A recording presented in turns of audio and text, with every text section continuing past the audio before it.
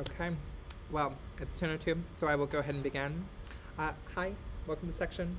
Several of y'all who are already in the room heard me say that the QR code up here to scan is for like section attendance, and it's just I use the kind of metaphor of like um, I'm a little Orgo duck, and I have my little Orgo babies, my duckling babies, and it's kind of like I just want to keep track of the ducklings to make sure they don't like fall off the ledge and like, oh, I lost a duckling. So that's kind of the vibes of it. Attendance is not towards your grade or anything, and then also like I will typically have like one fun question. I'm trying to think of an example of a fun question. Maybe I need to make them more fun. That's like, what's your favorite breakfast food? Or like just some like get to know you question. Totally optional. But yeah, I tried to be a QR code girl this year, so you'll see several of them throughout. Starting off with kind of like what we're going to be doing in section today. So we'll start off talking about this kind of first page of the section notes and what the first page of the section notes each week will look like. And then we're going to go over to a PowerPoint that, to be very frank, is kind of boring, where we're just going to talk through all the logistics and nitty-gritty questions that have not been answered. Then we're going to hop over and do kind of real section. And there were kind of four big topics that I've kind of divided up the lecture into. So basic skills for organic chemistry, things like Lewis structures, formal charge, skeletal structures, that kind of basics. Resonance and arrow pushing is the other big topic. And the other two are nomenclature and conformation analysis. So you'll notice I put video in brackets by it. Basically, because we're doing intro stuff today, we don't have enough time to cover all of the content that you did in a 3-hour lecture yesterday. And of these four topics, these two are going to be more important. So having a really solid understanding of this before you go into lecture 2 is going to be important, and also you will use this in every lecture going forward, so that's why I'm covering it here. These other things like naming and Newman productions with the conformation analysis, that's new and probably feels least familiar to y'all. But they are also isolated question types. Like you will have a naming question that will be like 5 points on the exam. You will have a Newman production, and they're isolated skills that will not be detrimental even if you never learn it, like truly. Whereas if you don't get this, oh no, things are rough. So what I've done is I've kind of made my like section notes that have a nice kind of summary, like I kind of yassified the common abbreviations up here. And then I made a supplemental video, and there are QR codes in the packet for you to go and watch later if you want. Again, it's totally optional. There's nothing new presented, but it's just me kind of talking through nomenclature naming and then doing this example from the problem set with y'all. So I did that both for nomenclature naming and conformation analysis and Newman productions, where I've just kind of made a nice like note resource and video if you want to use it, but nothing is required. Yeah. It's under like module 1 under section materials. Right? Just let me know if it's not. Okay. Yeah. No. So those I've made videos on. We are going to be covering the basic skills and resonance just because they're the more kind of foundational. Yeah. Even though I know that y'all have seen it before, it's a compromise. So, this kind of 3-hour lecture, 29 pages of lecture notes, crazy, wild. I hate it. It's horrible pedagogically, and it is what the school allows us to do. The only thing that they allow us to do for teaching summer organic chemistry. No one wants to have 3-hour lectures, not us, not y'all. So what I like to do here on this first page is just do an outline of all the topics that you saw yesterday, and kind of organize them and give a little hierarchy. And then also to kind of tell you what's important and what's explicitly tested versus not. So for example, the geometry of like molecular geometry, electron domains, VSEPR, you need to know it, like, and you're gonna have problem set questions on it. But I don't think that we're gonna ask a exam question of, is this tetrahedral? Like there might be a hybridization one on the test. But this is more like it's something that you should know and be aware of, but it's not one of the big things tested, whereas resonance, oh boy, you're going to see her probably every day of the summer. She's going to come back again and again. And so it's a heavily tested material. Hybridization, the nomenclature and conformational analysis are tested and like an important concept, but they're not as heavily tested across everything. Functional groups are also heavily tested, and you'll notice it's not here, and that's because it's going to be the first thing that we do in section on Friday. So we will be talking about functional groups, do not worry, but it just works better with lecture 2. Then you might have heard that like you don't need to memorize anything in organic chemistry. That is a lie. You also might have heard organic chemistry is just memorization. That is also a lie. So I like to be upfront with you that there will be things that we are going to ask you to memorize for this class. And they're not going to be super crazy. Like, for example, you need to know the electronegativity trend of electronegativity increases up and to the right. You don't need to know the values. Like, that is way too much. You need to know those, like, alkane names and what the kind of substituent version of them are. You need to know, like, functional groups, which, again, we'll do on Friday.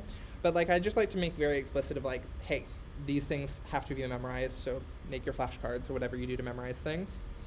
And then I kind of try to list out skills to develop, especially for these early lectures, of like quickly writing Lewis structures, determining the molecular geometry of hybridization, drawing resonance structures, delocalization, things like that. So I kind of list these out, and this whole first page is mostly a reference for you. So like in future sections, I'm not going to go beat by beat through this first page, and it's mostly going to be for you later when you're studying to kind of organize things.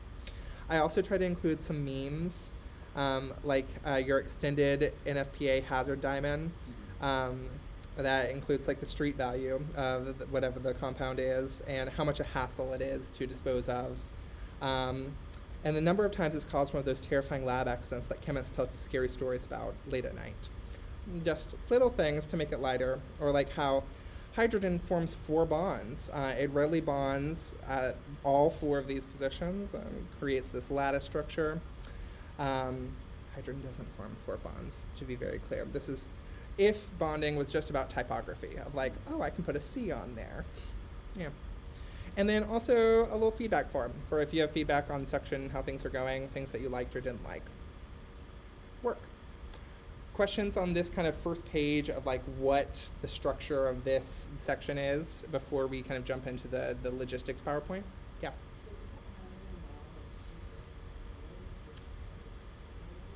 Yeah, it's kind of like gray is less important than no highlight, and then highlights are more important than no highlight. But it's just all kind of a spectrum. It's really me just wanting to make sure that you know which of the things are heavily tested and which are very lightly tested. Or not tested. Yeah. Other questions?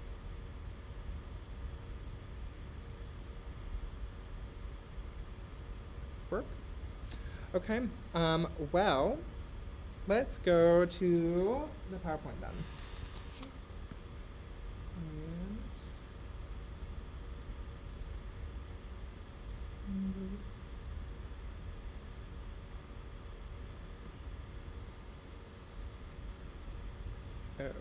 Okay, so a copy of these slides are at the very end of the PDF of the section notes, if you want to see it that way. But without further ado, what we're going to kind of talk about in this kind of section 1 thing, like this is the only section where I use any kind of like PowerPoint or anything, and it's also the section where I will be talking the most probably. We'll start off doing some introductions, like first day class things. There's a little icebreaker. But hopefully it won't be too annoying. I mostly just want to know, like, who are you, why are you here? Then we'll talk about kind of the course setup of what you need to turn in, what exams are going to be like, how you're graded, how we can help you. And then I'll give some, like, quick little resources and advice, and then we will jump into, like, the real kind of content section stuff. Cool. So first off, hi, welcome. You all have chosen to do a very hard thing. So organic chemistry is known as like a difficult course, and then doing it in a more compressed time frame in the summer is a bold choice that you all have made. And I think that you all are probably coming in with some level of apprehension or awareness that this is a strong choice that's being made. My first organic chemistry class at Harvard, they had posted above the wall to the lecture hall, "Abandon hope, all ye who enter here." And I very much don't want that vibe for this class. Like, we are here to help support you and to help you learn organic chemistry. And if you are like in this classroom at Harvard University taking organic chemistry, you are smart enough to do this class and to succeed in it. Um, I think the thing where it gets tricky for students is when they have a hard time seeing the kind of context within which they are taking this class. So organic chemistry, whenever you take it, is going to kind of take over your life. It just is like kind of overwhelming, and there's a lot going on, and there's a lot of work. And so if you are balancing this with another class, that's a lot. If you're doing it with work, if you have to like work and take classes at the same time, this is a hard class to balance with that workload. And then also if you're like doing lab research or something, it's a struggle to kind of balance that. And so one thing that I'm very used to in this role for this class is talking with students and making game plans for how do you kind of balance the different obligations that are on your plate, and how do we make something that's workable for you for OCHEM. So I'm happy to talk through that. And also sometimes that might be considering whether or not it's going to be a better option to take this in the fall where you have a little bit more time, which also I am like happy to have conversations about. But if you have any hesitations or want to chat about something like that, just send me an email, let me know. Tim. I really like Tim. I think he's great. He's very sweet. His course reviews in the past have always kind of emphasized that he's a very like clear professor. He also cares a lot about his students. He has this like British dry sense of humor that's very like dad humor. And I think that I would encourage you, especially for a 3-hour lecture, to lean into like, what is this man about? What is this kind of like awkward British man trying to tell me? Rather than like, oh my gosh, this is 3 hours and like the monotone is really getting to me. So he is trying his best with a 3-hour lecture. I do not envy him. I would never want to lead a 3-hour lecture because it sounds horrible. I just kind of do work while y'all do the lecture, and then I circulate. Work. So I have some questions for you. These questions are going to be the same as the QR code for the section attendance earlier. If you've already kind of put those down, you've already gotten it together. But who are you? Preferred pronouns? Where are you from? Where are you at in your education? So that's kind of an interesting thing for this class that you don't really see in like the semester versions. So this class is a interesting mix of Harvard College students who are just taking classes in the summer, high school students who are doing the secondary school program, and post-baccalaureate students who are graduated from college and typically taking classes for like a pre-medical application or something like that. And so I think it's kind of cool because it puts students at these various different points in their education in conversation together and working together, which, I don't know, it's like a more interesting dynamic than just you're all college students, you all are in the same houses or whatever. So where are you at in your education? And then why are you taking your class? And it can be as simple as, this is a requirement for my degree. This is pre-med. I am not precious about organic chemistry. Like, I have a lot of enthusiasm, but it's more enthusiasm for teaching and it's less for like organic chemistry. Like, I have the same amount of enthusiasm for like calculus. So the other thing to let you know, I'm horrible with names. I will know everyone's names by the end of this course, but I need some help. And what that's going to look like is when you talk to me or when you ask me a question, can you start off with, hi, my name is blank, and then say whatever you're going to say or ask whatever you're going to ask. And do that until I start prompting you with your name of like, I've emailed you. What's your name?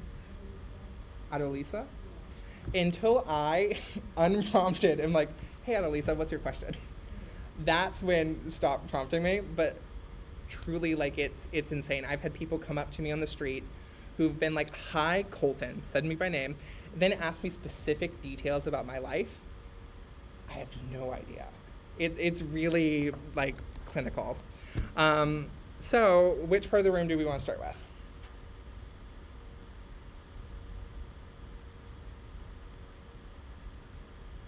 Work.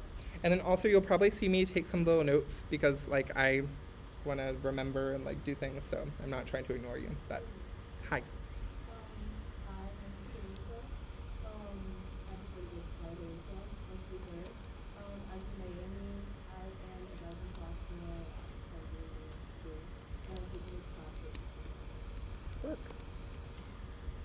Hello, my name is Luis, he, him. I'm from South Texas. I'm also writing something from the college. Mother half, I think you guys say it, yeah. And I'm also a pre-med. Nice. Well, Hi everyone, my name is Nicole. I use three colors. I'm from Vancouver. I'm currently residing in college and also teaching pre-med. nice.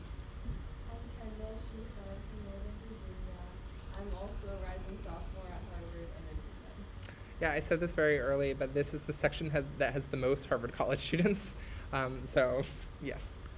And then, do we want Snake? And then, Hi, I'm Dennis. I'm going to be a junior this year at Harvard. I'm from Brooklyn, Ireland. I'm basically sure. I did the thing of like the whole time I was like, I'm pre-med. I'm going to be a doctor. And then I finished taking all the pre-med requirements. And I was like, oh, I don't want to be a doctor. Oh, no, I just want to learn all the things that they teach in med school, but I don't want to be a doctor. No, thank you. So I was very much in that wavery place. Or, I'm Nirva, and I'm from UC. I'm a rising junior at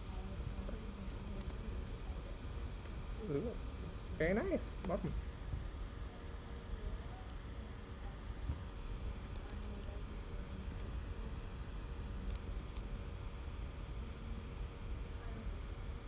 Work.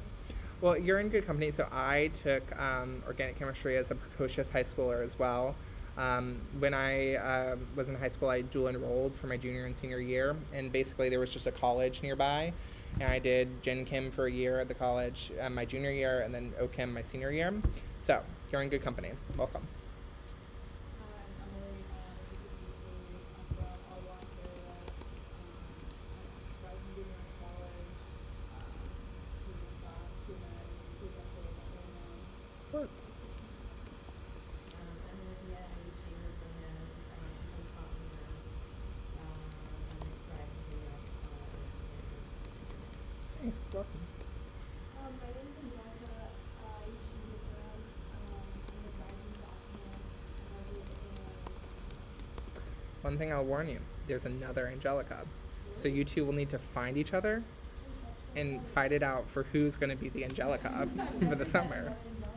It's spelled different. It actually might be Angelica. So, in that case, no issue. In that case, we're fine. I'm Jaden. I'm from Scranton, Pennsylvania. I'm a rising sophomore at Harvard, and I'm taking this class. Nice. I have a few other names on the list, so do you mind if I just say them to make sure I didn't miss anyone? So, do we have an Amara, a Brian, a Chris, a Holly, a Kennedy, or a Niara? Slay. Okay. So, I will also tell you a little bit about me, and because I'm the one making a slide, or making the presentation, I have like a slide and pictures. So hi, I'm Colton. I'm non-binary. I take any pronouns. I'm a Southern Belle, a Georgia Peach.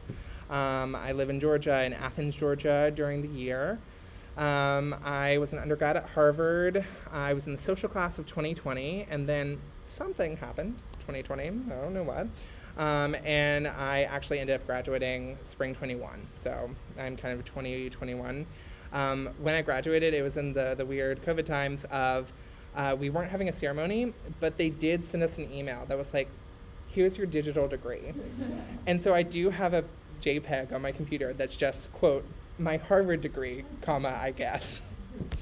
When I was here, I was in Courier House for most of my time, and I transferred from Elliott, which is like a hard move. Yes, quad. But I know. So it's because I want the retirement home. I want the fountain. I want to retire. I want to leave classes and then join my like old folks community and go to bed at 9 p.m. Yes. So when I was here as a student, the main thing I did as an extracurricular was musical theater. So I music directed, and that was like conducting the pit musicians and like leading rehearsals and everything. So like this is a production of Chicago I worked on. This was a musical adaptation of Shakespeare's The Tempest that was done in a very kind of experimental setting in Adams Art House space, which like the weekend after our performance was demolished and then I guess later rebuilt. And so that was a cool experience. This musical called Dog Fight that I worked on. One of my good friends, Miranda, was the lead. And now one of my main hobbies is like seeing theater. So I see probably like 60 or 70 shows a year, which is a lot. And also in the summer, I kind of go hard because I'm in New England and closer to like New York and Boston. So like after Friday section, I drive and hop on trains, and then I see like 4 to 6 shows over the weekend in New York, and then come back Monday morning. And so if you see me on Monday Help Room and I'm tired, that's why.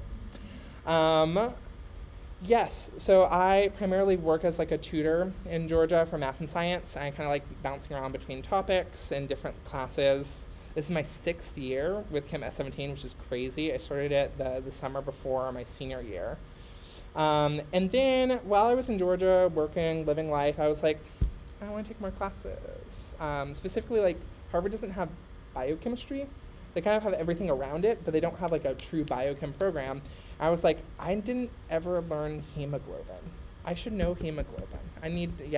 And so I started just taking classes again. I was also like, I miss math classes. And then I was like, okay, let's go back into voice lessons and everything. And now I'm like, close to getting some additional degrees for like undergrad degrees. So I'm like 3 classes away from math degree and a few more from biochem. My actual Harvard degree was in chemistry and music. So we've always been kind of Hannah Montana, best of both worlds. But math, science, and music are kind of my 3 main areas. And we're looking at PhDs of some sort. And I did say plural. So we will see. I start my first like PhD math class in the fall, which I'm very scared about. Then I have a very cute dog, Daisy, in Georgia that I miss. And that's the introduction to me. Cool. Well, let's turn to the boring stuff. So we're going to kind of structure this based on, like, the first section here is going to be what to turn in, then exams, then resources. And this is going to be a lot of me talking, and I apologize. So first off, the lecture quizzes are messed up. I don't know what to tell you. We thought we had the settings right. We don't. People are not able to see the incorrect questions. You're supposed to be able to, but no one can. Yes. So no idea. I will be talking with Tim. What we will probably do is be like, everyone gets full points on the quiz if they like tried their best, and maybe still like attempt it a few times and see what you can do. But yeah, it's not supposed to be this way. And then if we can't figure it out, I don't know what we're gonna do. If we can't figure it out, then we might do something. I don't want to do this of like, we make the number of attempts unlimited, but then you don't get to see which ones are wrong, and then you just have to keep submitting it, which from the student perspective, I hate. I'm going to try to avoid that. So we're going to try to get it figured out, but it doesn't work right now. Is there a time limit to each attempt? No. They just all, like, you have to have them done by, I guess, tonight at midnight. Cool. Problem sets, I already gave my little spiel yesterday of 47 pages, don't freak out. We have skill builders and challenge problems. Skill builders are practice problems, but you have to do them. So just to be clear, you can't just skip 30 pages of the problem set here. You have the answer keys for the skill builders on Canvas under the module for the first week. P-sets are graded based on effort. So do not stress about like, oh, I have to get every detail right. Stress about, am I learning this? Am I understanding this concept? The other thing is we are essentially not able this summer to really give you detailed feedback on their problem sets, both because of the length of the problem sets and also because of like the course staff size compared to the student body size. Like this is not the semester version of a pre-med class that has a 20-person team that's like going. This is like a 3-person operation, which I do most of like the admin stuff. And essentially, if we were to do more detailed feedback on homework, I wouldn't be able to make as kind of like tight resources for you as I'm trying to do with the section materials. So it's kind of a trade-off, but what that means for y'all is you need to budget time each week to look over those challenge problem answer keys when they are posted, and then to reach out if you have questions still. Yeah. Are all pieces normal, like after each piece, are all pieces also 47 or more or less? So it is kind of frustrating because you'll turn in a 47-page problem set and then we will hand you like a 38-page problem set. The first one's the biggest, just because it's kind of getting everyone on the same page. Normally, they're in the kind of like low 30s, except for the weeks where there's only one lecture. So, like in week 3, you have lecture 5 and an exam. That problem set's only going to be like 20 pages, 15 pages. Actually, like I think more like 15. So, I like to think about it as you have 4 long piece sets and 2 short ones, and that's the whole course. Yeah.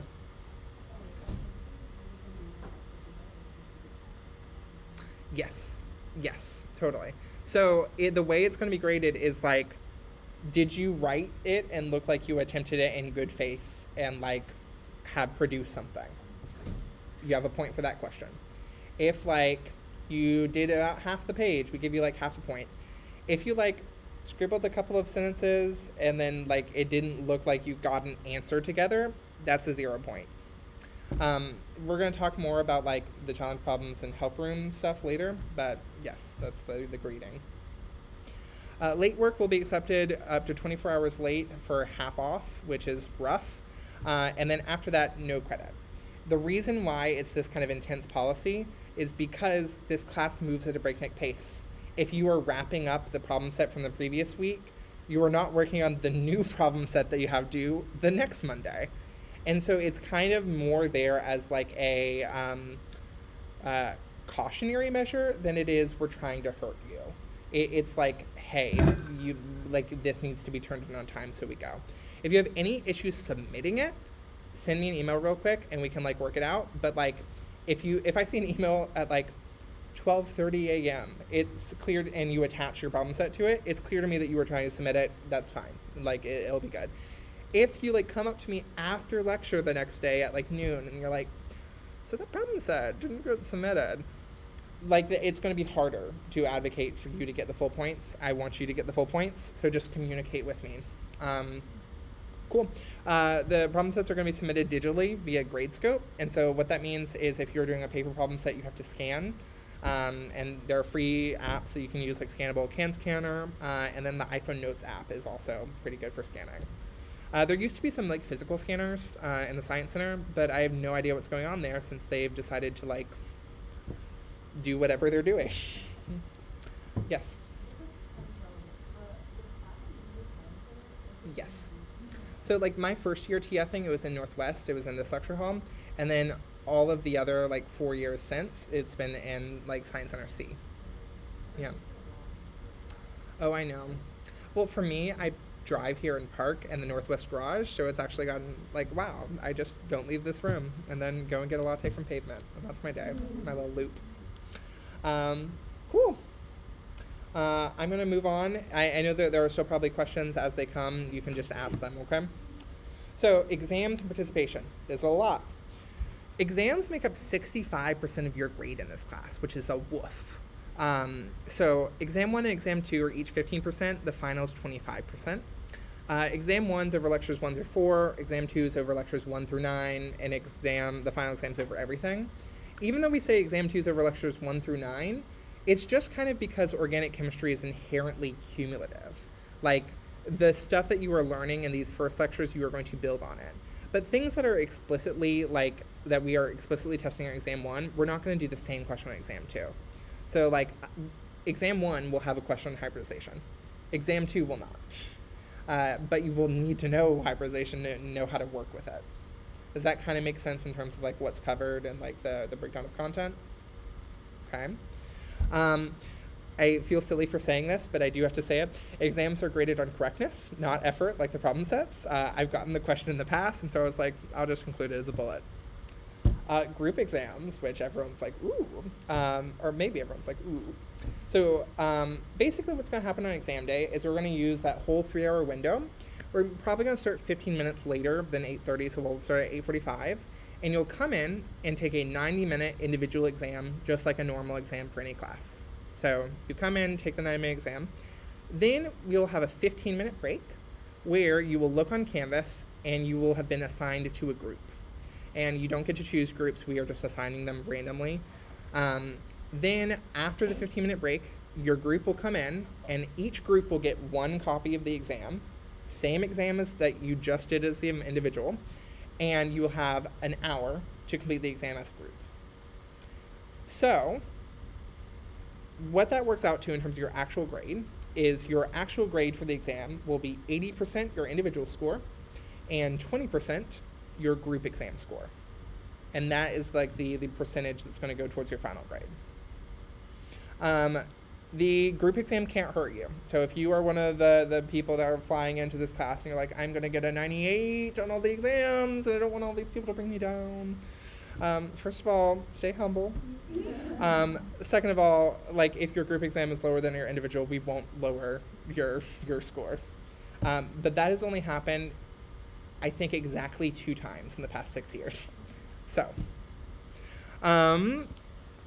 then we also like care about you learning the material, and we know that that doesn't always happen the first time you see it. So one thing that we have kind of built into the grading scheme is whatever your best grade is on the exams, we're going to give that an extra 10% rate towards your final grade. So like let's say your exam 1 is rough. You can still recover from that, especially if you practice those exam 1 questions that were tricky for you and then nail them on the final, then your final is going to be worth a bigger percentage of your grade. Yes? So the group exam are in addition to the 2 midterms? It's kind of like part of the midterms. Oh, so that, Yeah. Yeah, like the first exam is the individual and group, and we do a composite of it. Also, name? Angelica. Work. Again, I'm horrible. Please keep on me. Yes. Other questions about exam things so far? Work. We will have practice exams. We are going to be very selective about when we release them, about 5 days before. It's because you will also have a problem set that's going to be due around the same time, and we don't want you working on a problem set, we don't want you working on a practice exam until you finish the problem set that material is over. God, words. So the practice exams are actual exams that we've given in the past, so they should be really representative of what the exams are going to look like. And then I also lead a review session before the exam. So I'll lead one on Monday night, and you should only come to the Monday night review if you are done with the problem set at that point. If you're not done, that's fine and great and dandy. Or if you want another extra couple days to study before doing a group review session, great, because there will be another one Wednesday morning. And you can see all this on the course schedule on Canvas. Yeah. Thank you. So, essentially, like, yes and no. Like, if you have a hard conflict for something, let me know, and I can get you a recording. Like, I'm going to be recording, like, just me as a reference, because, like, I'm that girl where I go back and watch my sections from last year and take notes on what went well and what didn't, and, like, restructure things. Like, I've reworked resonance for this year. And so, like, right now, I'm recording myself, just, like, talking through this, but it's not something that I'm going to be just, like, posting on Canvas or something. If you have a legitimate conflict and you need access to a recording, send me an email and I got you. Work. Okay, and then participation. Participation, 10% of your grade. 5% of that, or like half of that, is going to be the in-class poll questions, where you just have to have done half of them. It doesn't matter correctness. And the other 5% are going to be those lecture quizzes, which I will reiterate for the folks who came in a little bit late. The lecture quizzes aren't working normally. Like normally you should be able to see the incorrect answers, and right now that's not working. So we are trying to fix it. Cool. Section. Most of you are Harvard College students, so you know what section is, but for those who are new to this, section's a chance for review and practice. There's no new material that's going to be presented in section. Sometimes I'll give like a clarifying figure. Like, remember how Tim said that in section you'll see like a more detailed thing with the functional groups? Yes, like I will have that for you, but it's not going to be like introducing a new concept or something that's going to be out of the blue. And we'll typically flag it if like there's going to be a more precise figure in section. On Fridays, we're going to do these things called extra challenge problems.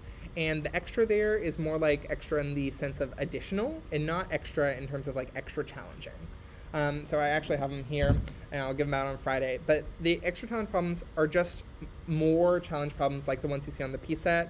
They're kind of exam level problems. And the purpose of them is to kind of attempt these kind of harder problems where you haven't seen them before. So you're kind of seeing it for the first time, struggling with it, and doing it as a group and talking about how to approach it. And then the answer keys for those will be posted as well for you to do just additional practice for exam kind of on your own. Extra challenge problems are not turned in any way. Section not mandatory, but I'm taking attendance. We talked about the QR code. My communication preference. Oh, my pitch for coming to section. My only job is to help you. And also, like, I'm the girl who's taking notes and trying to restructure things and make it work better. So I come to section if you want, if you find it helpful. So my communication preference is if I haven't got an email about it, I don't know about it. I love an email. If you come up to talk to me about a thing, my most likely response, if it's like a logistical thing that we need to work out, is great, put this in an email and send it to me. I'm happy to also talk about it, but like it's not on my radar or to-do list until it's in my email. I try to respond within 24 hours, and sometimes I'm really fierce on a reply. Like sometimes I'll be walking, see an email, type a response within 4 minutes. And then other times I'm seeing 4 musicals. So if I don't respond within 24 hours, feel free to like send a little bump email or something. Try not to send messages through Canvas or to my g.harvard email if that's posted somewhere. Those are accounts I don't really use or have set up correctly. I think now they forward to me, but I'm just email me. Section notes, the blank version will be posted before section, probably the night before or morning of, just because I fiddle with it. And then annotated ones will be posted after class at some point. I have to like do some typesetting of what I write here, so it will take a little bit of time. We can't provide printed copies of section notes just because there's so much color. But yeah, my philosophy on the section notes. So this is just, lecture notes are spread out, 30 pages. I want to give you a condensed form of the information that kind of gets the main topics across in about 5 pages. And then like we'll have some practice for it, but like the practice are most all going to be drawn from the problem set. And so when we get to those moments in section, just go to your problem set and you can do it there. It's also designed for me as someone who teaches on an iPad to like zoom in and do kind of 2-column things. And so I don't expect for you to be writing on the section notes. You can if you want, if you're doing a tablet, but like it's really more about the condensed structure and for me to have a presentation tool. Yeah, okay, I think that's it. Resources, so TFs. We have another TF for this class, Luke, who just got added like a day ago, and so that's why we didn't introduce him yesterday. He was in the lecture hall, I just didn't know who he was, and so we didn't introduce him. But we will introduce him tomorrow. He seems great. We met together. He's TF'd for a lot of Gen Chem, and I think it's his first time doing OChem, but he also like nailed OChem when he took it. Or wait, y'all call it Orgo, right? So in the South, they call it OChem. It's just like a regional thing, so I'll try to correct myself. Reaching out to TFs, you can feel free to email us. I also stick around for questions after section and like before and after lecture and during breaks. Help Room I'll talk more about. The Help Room is our class's version of office hours. It will be on Mondays from 8:30 to 11:30 and 12 to 3. Here I've listed the like core staff members in the rooms, but you don't have to just come to my Help Room. You can come to any Help Room hour that you want or that you're available to go to. One thing for the AM time, it's going to be split between 2 rooms. So there's going to be the core staff that will circulate between the 2 rooms if there are enough people where like there are not enough chairs in one room. So either check both of the rooms when you get there or just know that there are 2. And it's going to be this room and then 107, which is just over there. And then my afternoon ones are going to be in 108, which is a little bit bigger room, which is also generally there. Things to potentially get. Model kit. I know we've already set up. Can I see like a show of hands who has a model kit? I work. Other people, I highly recommend. Like truly, the stuff that you're going to learn next Wednesday in lecture 4, I would not have been able to learn without a model kit. And like I did the 3D calculus and like triple integrals and all that, and seeing it on molecules is kind of weird, and it just makes it so much easier if you have a visual aid. And so even if you do not want to get one yourself, find a friend who has a model kit and like use a model kit somehow. One thing, the model kit at the Coop is like $200 or something crazy. No, you do not need that. That you can get like a $15 to $20 one on Amazon, and they are just the same. You just need something to 3D kind of manipulate. Like they're like Atom Legos. Yep. Big site. Thank you for letting me know that. I'll incorporate that. Yeah. Work. Great. Also, speaking of like Cabot, my places that I normally do work are in Smith and Cabot, and so you will probably see me around. Feel free to say hi. Feel free to like ask OChem questions. I'm used to it. Textbook, not required. The OChem is second language book. That's how I learned organic chemistry. Like when I was first doing like organic chemistry as a senior in high school, I was like, the textbook we're using is really bad. And I found this book, and it really explains it in very simple, straightforward, plain language, and it breaks down organic chemistry into like small skill sets to get. Do you have a hand? The OChem is second language? Oh, it's on the library reserve. It's on Canvas. Yeah, so it's like on one of the tabs on Canvas. You can just access a digital copy. And then if you want to buy one online, any edition is fine. It doesn't need to be a new edition. The one thing that's weird about the book, and this is kind of something about that you should know about your organic chemistry experience at Harvard. Harvard teaches organic chemistry differently than I would say 95% of the other schools in the US. So the way that we do organic chemistry at Harvard is 17 takes everything from a year's worth of organic chemistry class that you need for biochemistry and puts it all in one class. And then 27 is biochemistry, essentially. So what that means is in our class and in 17 in the fall, they're covering topics from a typical OChem 1 class and Orgo 2 class. So these OChem as second language books are written with a typical 1 and 2 semester in mind. And so you'll have like the semester 1 book and semester 2 book for it.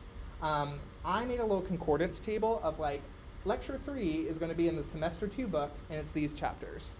And lecture 4 is going to be in the semester 1 book, and it's these chapters. And again, these slides are on the like section document, so it's more reference info. But yeah, like lecture 3, we jump in with stuff that other classes do, like the latter half of OChem 2. So we just do it in a weird order. I like ours better, but yeah. And then academic tutoring services. So do you guys know the ARC during the semester, the Academic Resource Center? So this is the summer version of that, where you can essentially request free tutoring. At least that's what I think it is. I tried to go to one of their links and it wasn't working. This link works, but like one of the info pages didn't work. It also says that it's going to launch on like this Sunday, and so it just might not be up yet because they haven't launched. Yeah, so those are kind of the main resources. Questions so far? Okay, I'm going to keep plowing ahead to try to just get through this because, again, this is just a lot of me talking. Helper. So, I said that it's our class's version of office hours, but we really do not have office hours in the traditional sense of the word, the kind of understanding that you would have for another class. So typically a pre-med class, again, you have a huge course staff of 17 people, and you have office hours offered all the time, and because of that, you can have like a very few people coming to the office hours, and you can answer questions a lot one-on-one. Here, we can't do that, both because it's so compressed and we have such a time crunch, and also we have a smaller course staff. And so what this means is, instead of doing office hours, we want to create a space for y'all to be able to work together and get support at the same time. But notably, Help Room is going to be a collaborative space. You will be expected to talk with other students in the class and work together before asking course staff questions, content questions. And it's partially just because if 40 people show up to Help Room and we are answering questions one person at a time, you're not going to necessarily get your question answered, right? And then also, like, working together is a really great way to learn the material. Like, when you have to explain the material to someone else, you are learning it better. And so one thing that we might do is, let's say I'm working with a group over here on challenge problem 3, and I answer a question, they finally got it figured out, and then 10 minutes go by, and I'm working with another group or something, and then they're working on challenge problem 3, and then I might say, oh, you see those lovely people over there? They just got a really solid understanding of it. Can you go over there and ask them for help? That's going to be the vibe of it. And I want to kind of be explicit about this rather than just kind of not saying anything, because I think in the past students have been frustrated thinking that it was going to be normal office hours, and like that is not how we've designed it. Now, your question might be, I still have individual questions, where do I go? First, talk to us at breaks, either the breaks between portions of lecture or before or after lecture. 2, I stick around for like 30 minutes after section to answer any questions till your heart's content, or until I have to go. 3, you can email me questions. Sometimes if it's a dense content question, I might be like, it'll be better for us to verbally talk and we can like schedule a quick time, like before or after lecture or something. And then 4, lowest rung, is if help room is not busy and there aren't many other active questions, then you can ask an individual question. But we are going to prioritize first answering questions that are presented by groups. Can I get like a thumbs up or thumbs down? Do you understand this? Cool. Can I get a separate thumbs up or thumbs down? How do you feel about this? Okay, yeah. I think it's kind of like mid to positive, and we'll try it out and we'll see how it goes. But thank you for listening and kind of working together.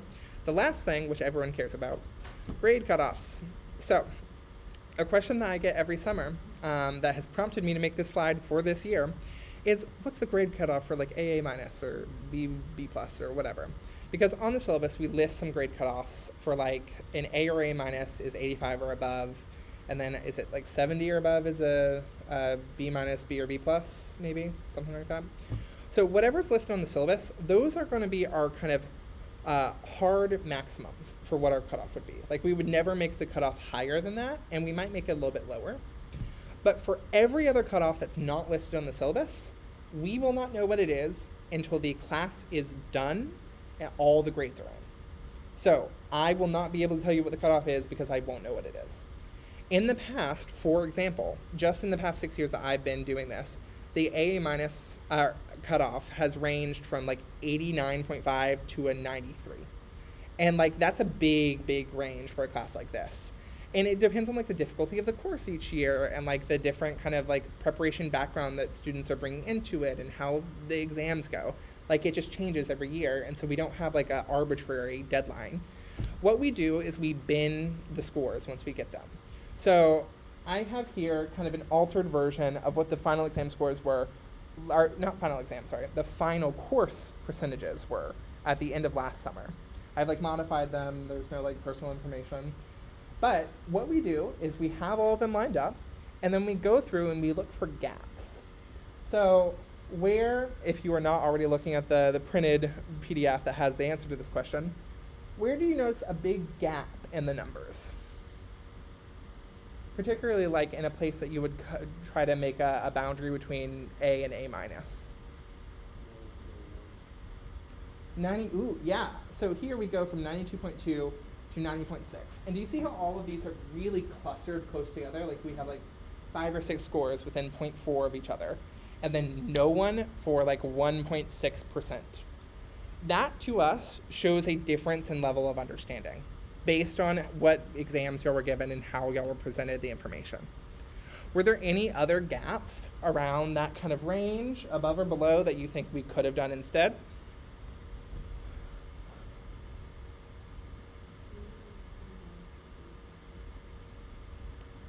You said one more time? Oh, okay, but we're not going to make the A cutoff 97. Then only 2 people would get A's. Any other ones? Maybe a little bit lower.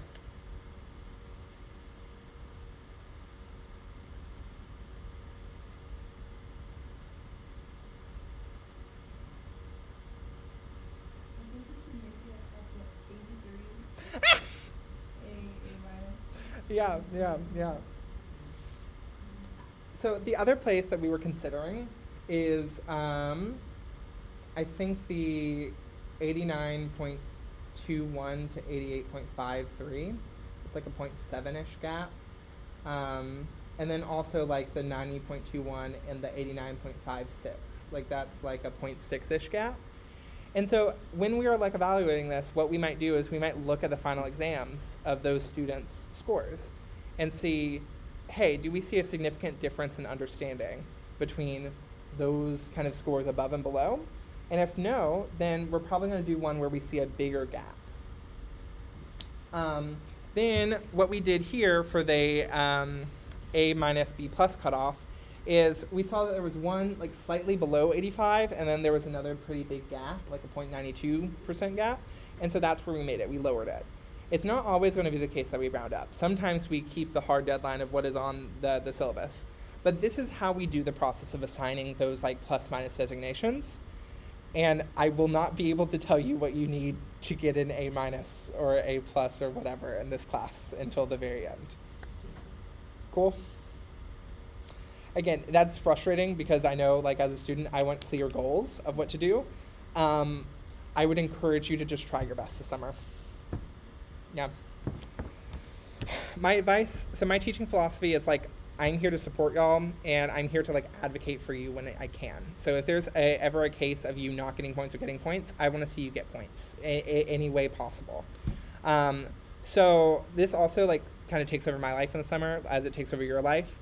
I typically tell students that I spend as much time on this class as you do.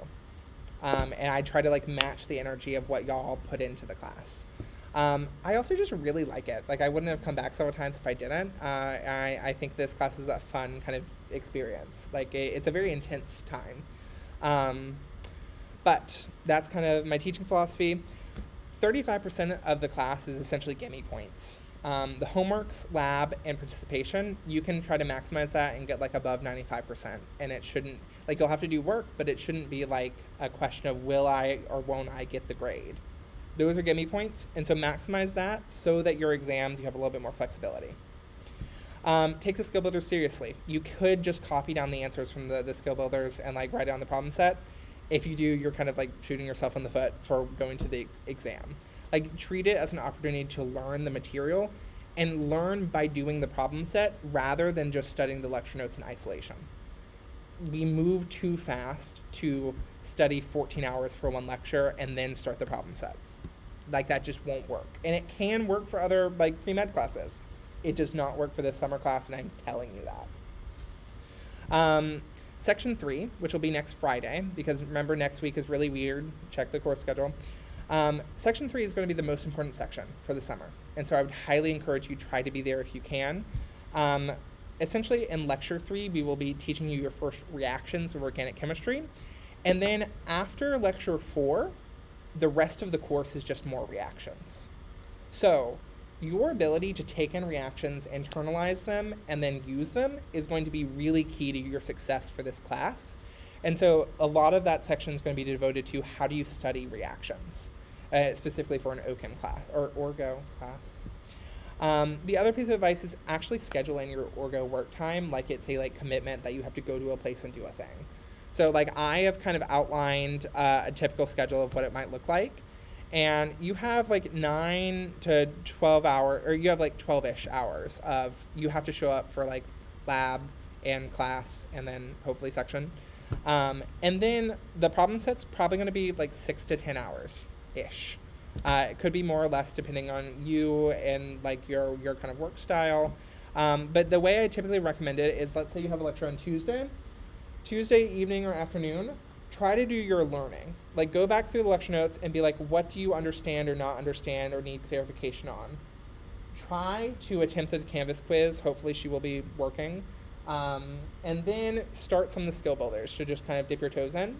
In section, we'll kind of regroup and talk about a few of those major concepts. And then after section and before the next lecture, try to finish off the skill builders for that first lecture, the Tuesday lecture. Because then you're kind of making a pace of, okay, do all the skill builders for the Tuesday lecture, Tuesday, Wednesday, skill builders for the Thursday lecture, Thursday, Friday, and it leaves you the weekend to work on the challenge problems and to get an attempt on that. And then you can come to Help Room on Monday, ask questions, and get your problem set finalized. Also, what's your name? Amara. For the lecture quizzes, I didn't say, You're supposed to be able to see the questions that you miss after you submit it, and that's not working. So I don't know what to do, and I am emailing Tim, and we are going to try to fix something. But for this first quiz, most likely we're just going to give everyone full points because it's a technical issue. and it's just a quiz over like what we learned in lecture. Yes, and it's open note. Like you can look at anything while you're doing it. It's not like a lockdown browser or anything, and it's just like basic questions of like, what's the hybridization of this? How would you name it? They're due. You have to look at the course schedule because next week is weird, but typically Wednesday at midnight and Friday at midnight.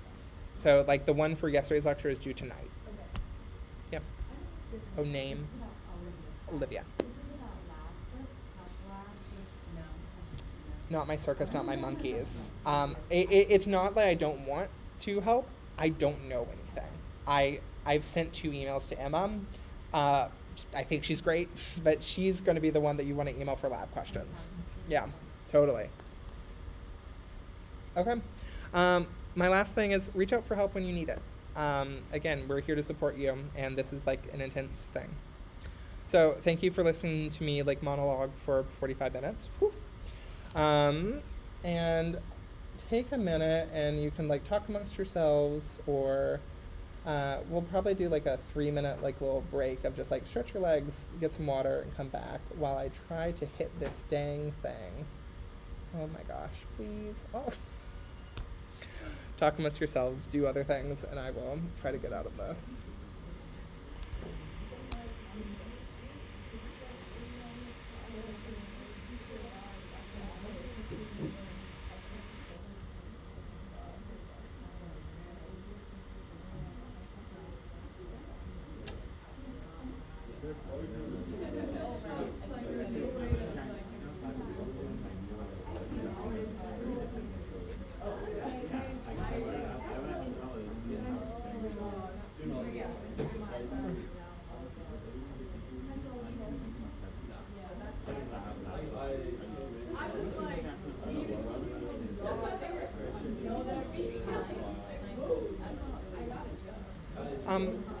For the people in the back that came in a little bit late, folks in the back who came in a little bit late, this is the like section attendance QR code thing to just scan and fill out real quick.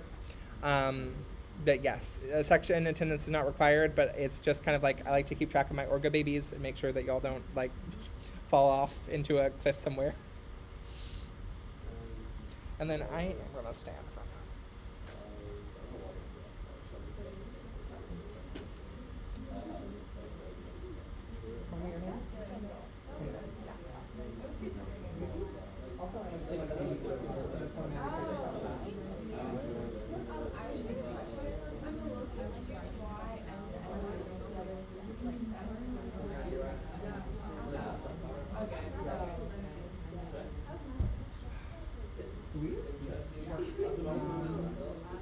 so I can see it on paper. Adalisa? And for the middle, like the AO, it's pronounced like Udo, or am I? I mean, it's like traditionally. So with doing like vocal performance things, we use that language in the alphabet, like words and languages. And so like that would be like a closed O, it's like an yeah, it's a thing that like no one else has like really specialized in linguistics or singing. No one else does. And am I heading too far in the middle? Oh, good. I don't know how far the quarter stops. Do you think it's if you have the order number? Yeah, I got Kendall, Louise, and then is it Dennis and Layla and Gloria? Wow, we have 2 rows. Okay.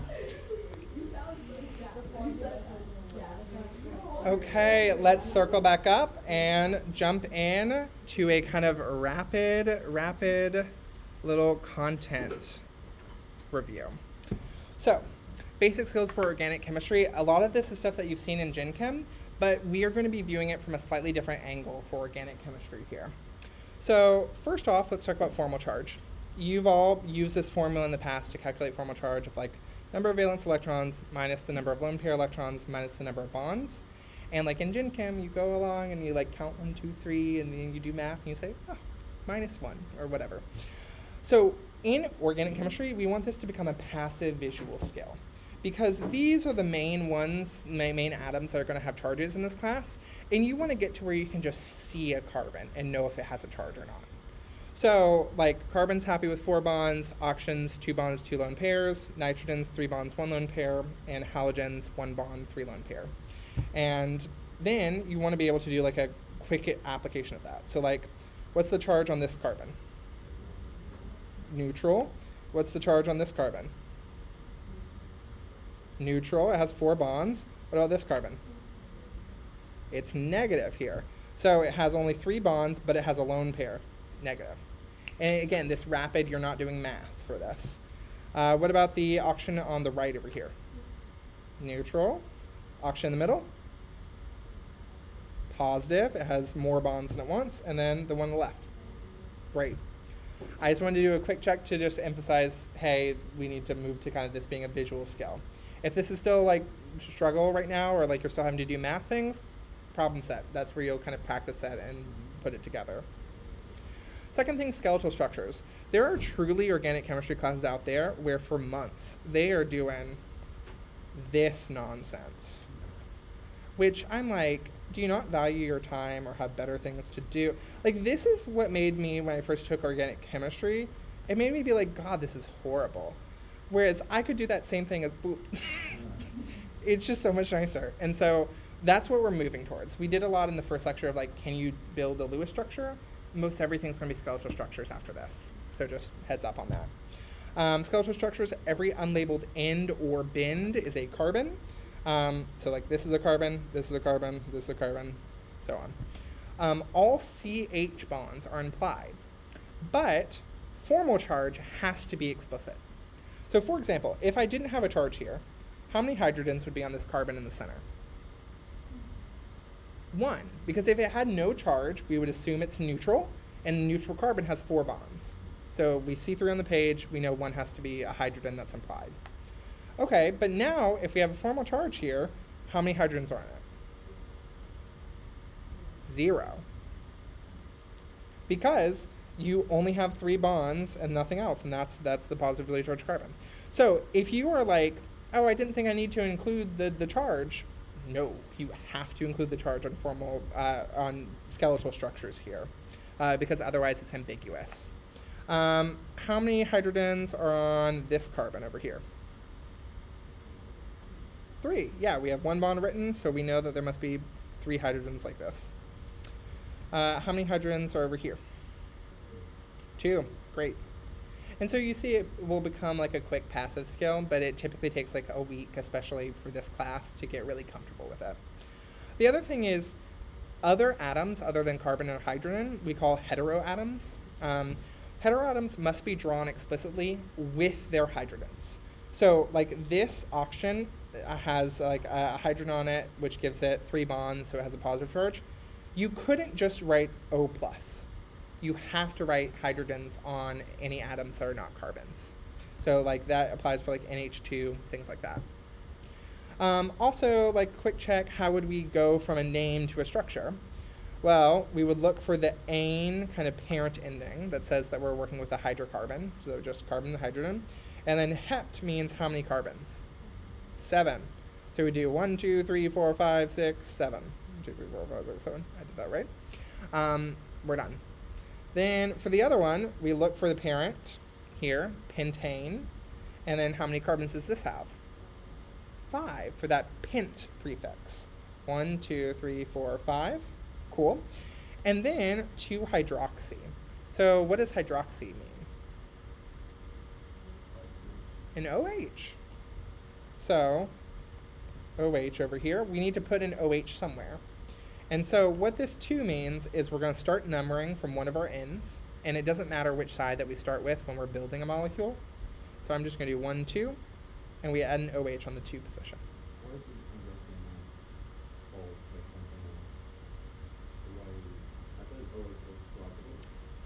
So you are right that we can name it that way. Like that is the better name for it. I'm just talking about if you are given a name, how do you interpret it? So if there are like more complicated molecules that have like other functional groups on it, then this is the substituent version of it. But you're right. You are right. Okay. I know I'm going kind of quick. Are people okay? Can I get like a thumb meter of like, this is fine versus, ah! Great. Okay, great. Hybridization and bonding. Are y'all familiar with the DS Lite Classic Cooking Mama, the cooking game? So that's kind of what I think about when I think about hybridization. I think about we have the counter of ingredients, and we have an s orbital and 3 p orbitals set out, and we have the stew. And if we want to hybridize all of them, we put all the orbitals in the stew, mix it together, and out pops 4 sp3 hybridized orbitals. And if we put in 4 things to the pot, we get 4 hybridized things out. So let's say we have our pot, and we have all the orbitals out again, but we leave one of the p orbitals out on the counter and just put in one of the s and 2 of the p's. So we put the s and 2 p's in our soup, stir them together. Then you are only going to be getting out 3 hybrid orbitals because you only put in 3 hybrid orbitals. So you always get out the same number that you put in. And it's only going to be sp2 because remember, we still have one of those p orbitals left on the counter. So we have 3 sp2 orbitals and a pure p orbital. And then the same thing here for sp, and that's the metaphor. But there's the little cooking mama. So these hybridizations determine our geometry of if we have sp3 hybridization. Typically all of these, sp3, sp2, and sp, they kind of just look like wonky p orbitals, like p orbitals where one is big and then one's a little nub. And you don't need to draw differences between them. Like technically these should be kind of different sizes of like, this should be a smaller and a little bit bigger nub here for sp2, and this should be like more normal and then like even bigger nub over here for sp. We don't care about the differences. We just care that you draw one of them big and one of them small for those hybrid orbitals. So this is how we get our geometry like tetrahedral and trigonal planar and linear, which you had on your master bonding table. I just think that sometimes it's nice to see all of the atoms or all the orbitals hybridized and not hybridized on the atom at the same time, just to kind of visualize where they are in 3D space. So sigma bonds are bonds that place electron density between the nuclei, and pi bonds place electrons above and below the nuclei. And we're going to have like a little picture of it in a minute that looks like this. But see, pi bonds are between p orbitals. They put the electrons above and below the nuclei, whereas sigma bonds have them between the nuclei. If you have multiple bonds, you always have a sigma bond no matter what, and then any bond beyond that first one is going to be a pi bond. So like double, you have sigma pi, triple, sigma pi pi. So with that, let's do this little skill builder exercise together that involves some sketching and identifying like hybridization and everything. So I want you to take a minute and I want you to identify the hybridization of these atoms, if they are hybridized, and then try to just list out all of the orbitals.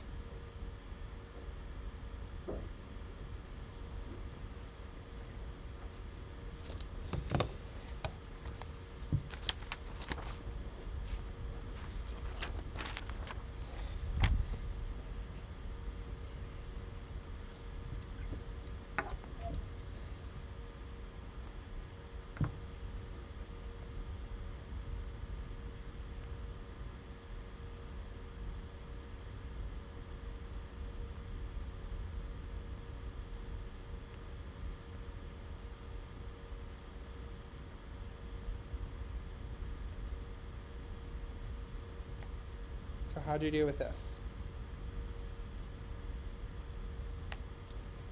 So this carbon has 2 electron domains, so it's sp hybridized.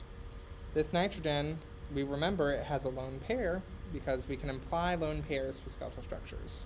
I don't think I explicitly said that over here. We have to always write out formal charge, but lone pairs you can either add or not have. It just depends on like what is most useful to you. And so if it's useful to not write them, don't write them. If it's useful to write them, write them. Okay, and then why isn't the hydrogen hybridized?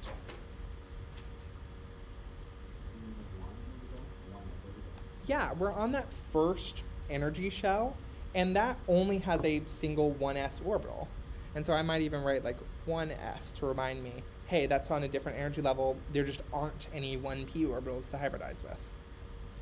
Okay, so now I'm going to look at all these orbitals I've listed out. So carbon being sp hybridized has 2 sp orbitals and 2p orbitals.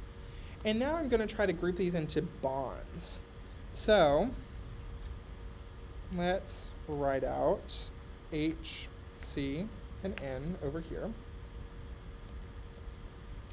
And tell me about this bond right here. Is it sigma or pi? Sigma. What two orbitals are going to come together to make that sigma bond? So what's the orbital on the hydrogen that's going to be a part of it? The S. And then what's the orbital on the carbon that's going to be part of that bond? The carbon sp orbital. So I'm going to do this in purple. So this is a sigma bond. So we'd have the s orbital here on the hydrogen, and then we would have big lobe, little nub. And I'll do kind of here. So that's our sigma bond. Then let's go with the sigma bond that's in this CN triple bond. So that sigma bond is going to be between which orbitals?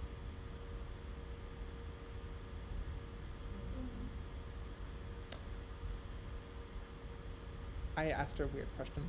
So the sigma bond between the C and the N, what orbital in the carbon is going to be participating in that bond? The sp. And then what orbital in the nitrogen is going to be also participating in that bond? sp. Why would it not be a p orbital? Great. So we need the p orbitals for the other pi bonds, and also p orbitals put electrons above and below. That's a pi bond, and like for a sigma bond, you have to do between the nuclei, and p orbitals don't really do that, at least for our purposes. So I'm going to do the sigma bond here in green, where I'm going to draw the other sp orbital on the carbon, boop, a little nub. And then the same thing on the nitrogen, boop, boop, boop, boop, and the nub. Great. And then we've already said that the pi bonds are going to be between p orbitals. So importantly, p orbitals, pi bonds need to be perpendicular to the other bonds that you have, so perpendicular to the sigma bonds. So if we are writing our sigma bond this way, we're going to make our first pi bond perpendicular this way, like a right angle. So I'm going to draw p orbital, like this. And maybe I'll make it a little bit bigger. And then sometimes we might do this to kind of show that they're connected. Some people also draw this just as like a big bulb, but I think that that makes it harder to see. Like I don't like that as much as this. Okay, and then for the other pi bond, it's between the other p orbitals, but it needs to also be perpendicular to everything else. So if we've taken kind of the x-axis and the y-axis, then what do we need to do to get another thing perpendicular? Yeah, we need to have kind of a z-axis going forward. So we're going to try to draw it that way, kind of coming out of the page and going into the page, out of the page, into the page. Okay, so these are pi and then pi. And then last thing, we know that that lone pair has to be in the other nitrogen sp orbital. So I'm going to write that other sp orbital. Nope. And actually, instead of shading it in, I'm just going to write in the lone pair. Because normally we shade for bonds, and then lone pairs, we just like write electrons in it. And there we have it. So this is typically a different way of thinking about bonding than you're used to in Gen Chem. Like in Gen Chem, you don't care about all this detail, but for us in organic chemistry, this is going to determine how this molecule is going to react. And so that's why we care about knowing this deeper structure. Yeah? Do you have two juggernautes? Like, what difference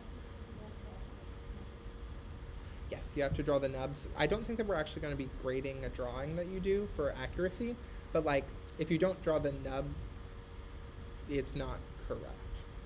Sorry. Also, that's one thing I should say.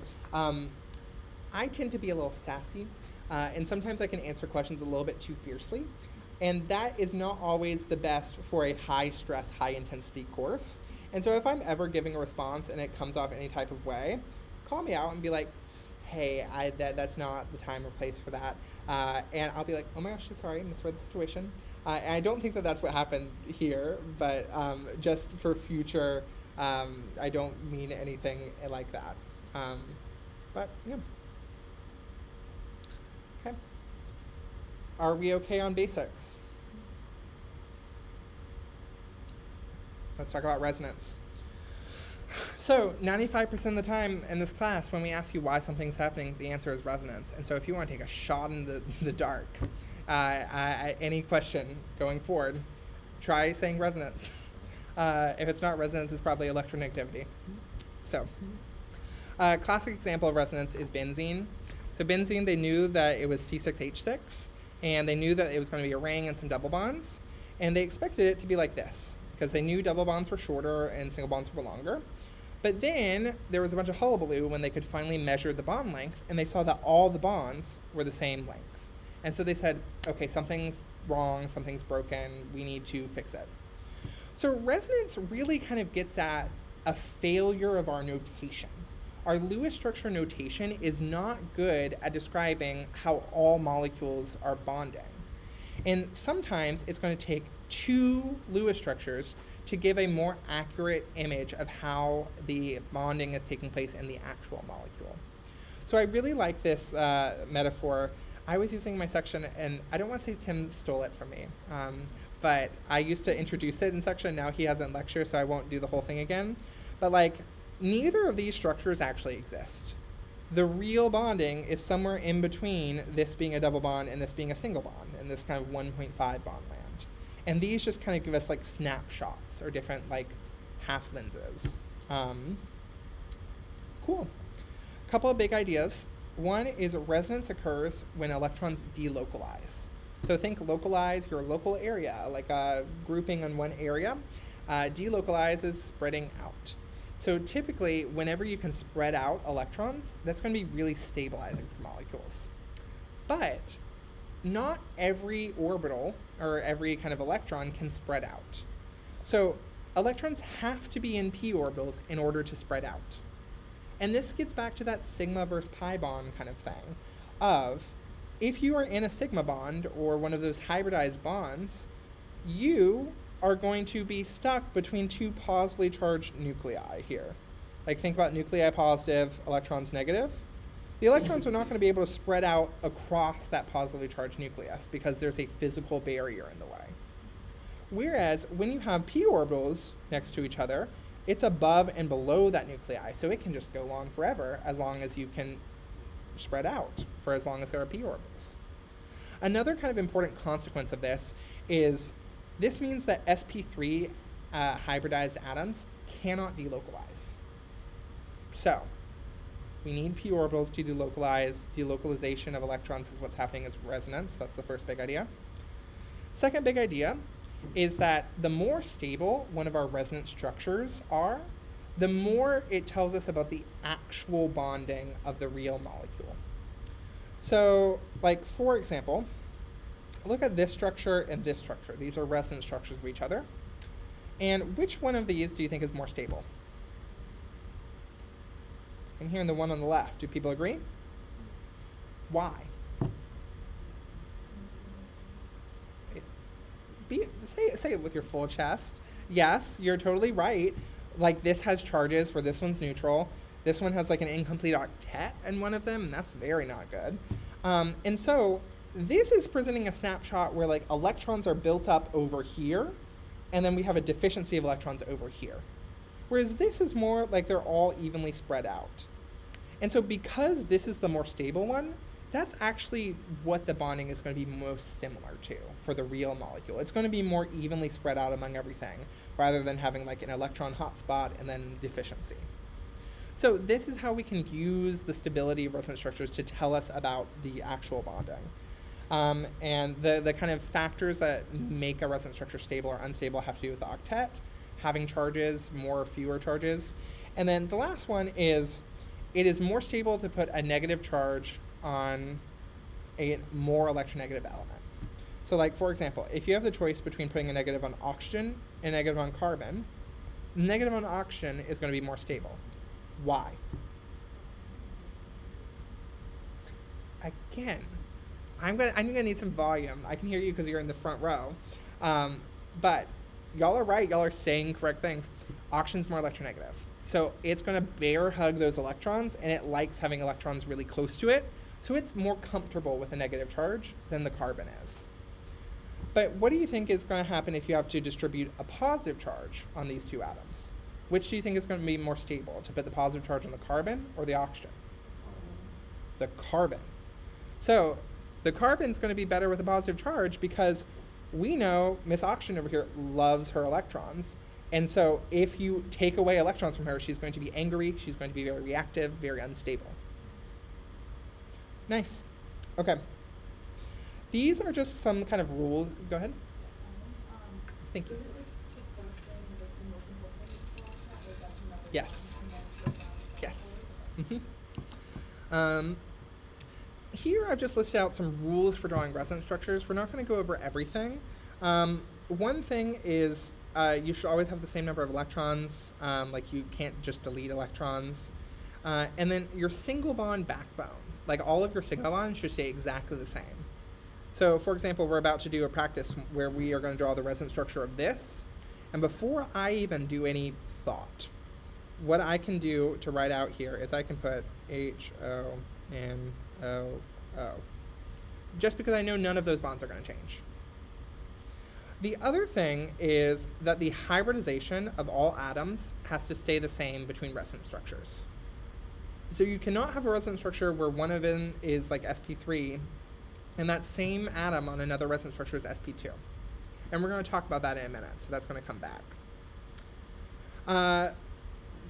The other idea that we kind of introduced here was curved arrow formalism. Now, I know a lot of you did Gen Chem at Harvard. So who has like used curved arrows in your Gen Chem class? Anyone? Okay, so never mind. I will start from scratch with the curved arrows.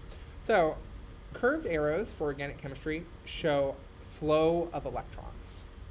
And so what that means is at the start of your arrow, you need to have an electron source. Give me an example of what could be a potential source of electrons. Lone pairs. Thank you, and thank you for the volume. So you could start off with a lone pair and do an arrow like this away from it. What's another potential source of electrons? A pi bond. That's great. So that those electrons can start at the pi bond and move somewhere else. And then also particularly if you have like something with lone pairs and a negative charge, that's a hot spot of electrons. You have a buildup of negative charge, so that's going to be a great place to start an arrow. So we use the idea of curved arrows to show electrons moving between these two resonance structures. And we'll also use them for like reactions. We have a bunch of different types of arrows in organic chemistry, so I've kind of put this all here as like an FYI. But the more important part for us is that we have three kind of legal moves that we can make for arrow pushing in resonance structures. So we can draw a resonance structure by taking a pi bond and taking the two electrons that are in that pi bond and putting them just onto one of the atoms involved and turning it into a lone pair. And so this move is a pi to a lone pair. And the only thing we would draw is this arrow, and then we would draw what the product is. Now, why does this have a positive charge now?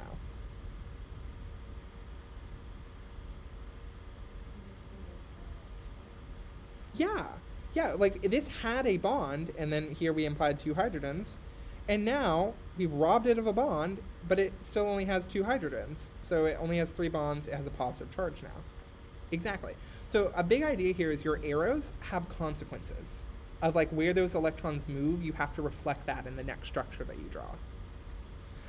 You can also undo the move that we just did of pi to lone pair and go from a lone pair and turn those electrons into a pi bond. So that's another option. And then the last kind of valid move that you can do is you can go from a pi bond to another pi bond. Work. So here are some examples that draw this out. Over here, let's try to talk through like one or two of these real quick together. So in this molecule, this is from one of the scale builders. Where do you think would be a good source of electrons? The oxygen. Why the oxygen on the bottom versus the oxygen on the top? Yeah, it's negatively charged. It has more electrons on it. Okay, so we want to start an arrow there. And what's the only type of arrow that we can do if we start from a lone pair? Turn it into a pi bond. Thank you. Okay, now if we just did this, would be good? Like if I just did this and kept this here. What's wrong about her? Well, so charge things, but specifically, how many, yeah, nitrogen has 5 bonds here, and that's not allowed. So when students incorrectly draw a structure that has like 5 bonds, either a nitrogen or a carbon, we say it's like a Texas nitrogen or a Texas carbon, and it's a Texas carbon because everything's bigger in Texas, and also because it's outlawed. It's not allowed. And ever since a few months ago, I can't think about Texas carbons without thinking about. Woo. So, like, when you are trying to draw something like this, check and make sure that you haven't just created too many bonds. So what do we have to do instead? Well, we have to say, okay, if we are making a new bond here, and that's the move that we're going to do, then we have to break another bond that nitrogen has. So what bond should we break? The double bond, the pi bond, right? So we can do a pi bond to a lone pair over here. And then that's going to look like we've made a negative charge over here. So it already had 2 lone pairs, and we're turning the electrons that were in this double bond into a 3rd lone pair. Boop, boop, boop. And then last thing, make sure you didn't forget any charges. This nitrogen is still positively charged because it has 4 bonds. Yes? So for question I have, so if we know that we can rotate on the single bond, so the single bond between O and N, right, on the left, we rotate it, we have the same structure. Is that a resonance or is that just moving the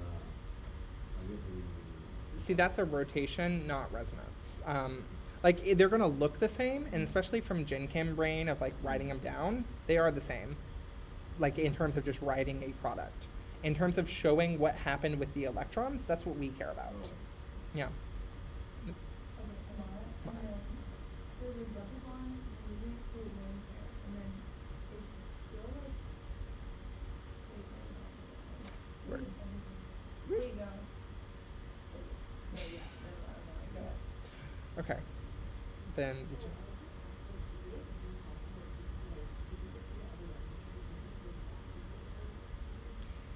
You can, but I'm trying to get you to think about it this way because you will have to think about this way when we get into reactions of like following the flow of electrons from start to finish. But yes, that's another strategy. I'm going to do another one very quickly, and I do need to talk about this. So I'm going to go 3 minutes over, and I'm sorry because yesterday's lecture was 6 minutes over, and I was like, on the first day. But we had a lot of things to talk through at the beginning, and this is important. Would you... Yeah, I was going to ask, do you want me to still do this example, or should I just go on to this? I'm hearing mostly go-ons. Cool. So the neighbor rule. This is a kind of branding that I've done of this exception to our hybridization, just because it trips up students all the time, and you will have something about this on the exam. So typically, if an atom has 4 electron domains around it, based on our like master table of like hybridization, we would expect 4 electron domains sp3. The exception, the neighbor rule here, is if an atom appears to be sp3, if it has a lone pair, and it's adjacent to a pi bond or an empty p orbital, it will actually be sp2. So let's see it in action. This nitrogen right here, it looks to be sp3, right? It has a lone pair and 3 bonds, so 4 electron domains, looks sp3. 2, it has a lone pair.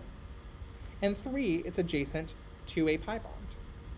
So what it's going to do is it's going to put its lone pair in a p orbital. It's going to hybridize and make itself sp2. And then instead of having all sp3 orbitals, it's going to have one sp2 orbital, and it's going to put its lone pair there. Now, if you have the lone pair in a p orbital, and it's next to a pi bond that's also p orbitals, what is this thing that is happening when they're all next to each other? Both, yeah, resonance delocalization. So, by doing this, the atom is able to make the molecule more stable. And anytime a molecule can be more stable, it's going to be. So similarly here, a carbocation, it's kind of hard for people to see at first. A carbocation, you have an empty 2p orbital. Like we would say that this is sp2 hybridized, and then it still has a p orbital, but it's just vacant. Nothing is there. It's the shell where electrons would go. And here, if you have, again, looks sp3 hybridized, has a lone pair, adjacent to an empty p orbital, this is going to be sp2 as well. And so we're going to put the lone pair in a p orbital so that we can delocalize. I know that was a lot right at the end. This you talked about in lecture, but I wanted to just kind of give a concrete example of like calling this a rule and giving you a 3-pronged test to it. So last very quick thing, I want you to test whether this nitrogen is the neighbor rule. Like, is this nitrogen sp2 or sp3? Take a minute for yourself. And then after that, test this oxygen.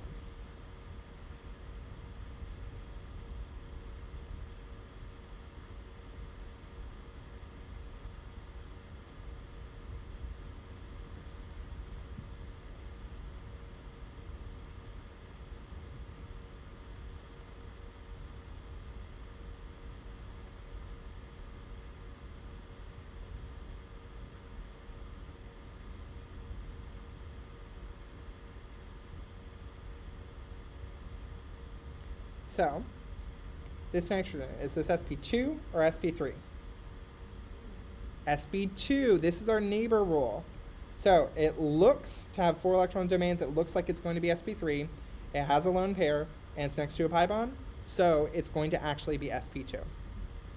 Second thing, this oxygen, is it sp3 or sp2? It's sp3. And this is kind of tricky.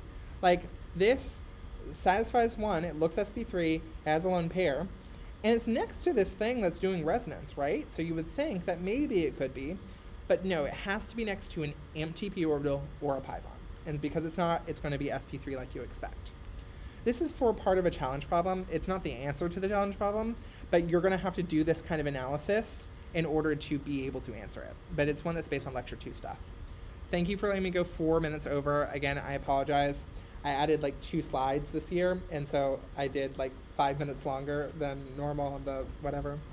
Thanks for coming to section. I'm going to stick around for questions, and I will be seeing you tomorrow, if not sooner. Bye. Thanks.